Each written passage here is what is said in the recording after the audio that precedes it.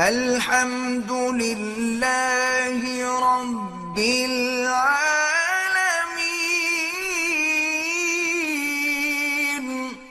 آخری مسئلہ یہ ہے کہ بیماری کی وجہ سے وقتی طور پر وقفہ کر لینا جائز ہے۔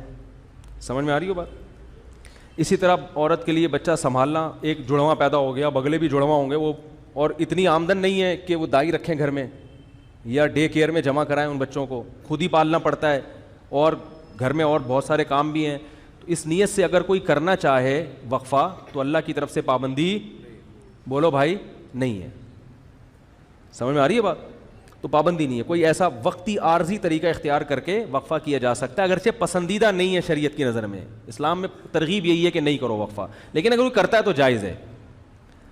لیکن یاد رکھو اس نیت سے وقفہ کرنا کہ میں اسکول کی فیسیں کہاں سے بھروں گا، تمام علماء چاہے دیوبندی ہوں، بریلوی ہوں، اہل حدیث ہوں، چاہے وہ عرب ہوں چاہے وہ عجم ہوں، اس پہ پوری دنیا کے علماء کا ایک اجلاس ہوا تھا، دلائل سے بحث ہوئی تھی، سب کا متفقہ فتویٰ ہے کہ اس نیت سے کہ میری جیب پہ بوجھ نہ پڑ جائے، اس نیت سے وقفہ کرنا حرام ہے، گناہ کبیرہ ہے، اللہ پہ الزام ہے، اللہ کے عذاب کو دعوت دینے والی بات ہے، اللہ کو غضب آئے گا۔ جس خدا نے تجھے پلا کے اتنا بڑا کر دیا، تو یہ سمجھتا ہے کہ تیرے باپ کی کیلکولیشن کی وجہ سے تو پلا ہے، اب تو اگلی نسل کو اس لیے روک رہا ہے کہ کھلائے، تو کھلاتا ہے یا میں کھلاتا ہوں؟ قرآن کہہ رہا ہے نحن نرزقکم، ہم تم کو بھی رزق دیں گے، وإیاہم، اور ان کو بھی۔ علماء کہتے ہیں یہ غریبوں کے لیے نازل ہوئی ہے، اللہ نے پہلے ذکر کیا کہ تم کو بھی دیں گے، کیونکہ غریب کو ڈر ہوتا ہے میری روٹی نہ چھین لے بچہ، تو اللہ فرماتا ہے تجھے بھی ملے گا اس کی برکت سے، اور اس کو تو ملے گا ہی۔ اور آج کل زیادہ تر حمل جو روکا جا رہا ہے وہ اسی نیت سے کہ کھلائیں گے کہاں سے، تنخواہ میں پورا نہیں ہو رہا، سب کی زبان پہ یہی ہے۔ اسلام میں کیا ہے؟ فیملی پلاننگ والے کہتے ہیں پہلے انتظام کرو پیسوں کا پھر بچے پیدا کرو، اسلام کہتا ہے نا نا نا نا نا نا نا نا نا۔ غربت دور کرنے کا ذریعہ کیا ہے؟ نکاح اور اولاد کی کثرت، جو میں انشاءاللہ اگلے بیان میں احادیث پیش کروں گا اس پر۔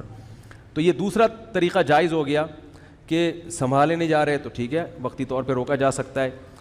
اور اس نیت سے حمل روکنا کہ لوگ کیا کہیں گے اتنے بچے، اس نیت سے بھی حمل روکنا کیا ہے؟ حرام ہے۔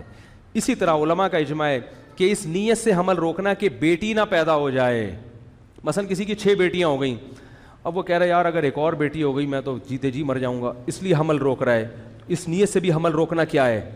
حرام ہے، کیونکہ آپ بیٹی کو کیا سمجھ رہے ہو؟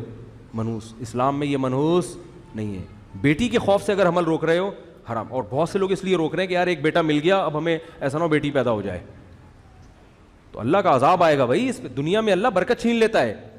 اور ایک آخری بات یہ کہ کسی بھی وجہ سے حمل روکا جا رہا ہو، آپریشن کر کے عورت کی بچہ دانی نکال دینا یا مرد کے لیے نس بندی کر لینا، تمام علماء کے نزدیک حرام ہے۔ یہ آخری مسئلہ بیان کر کے بیان ختم کرتا ہوں میں۔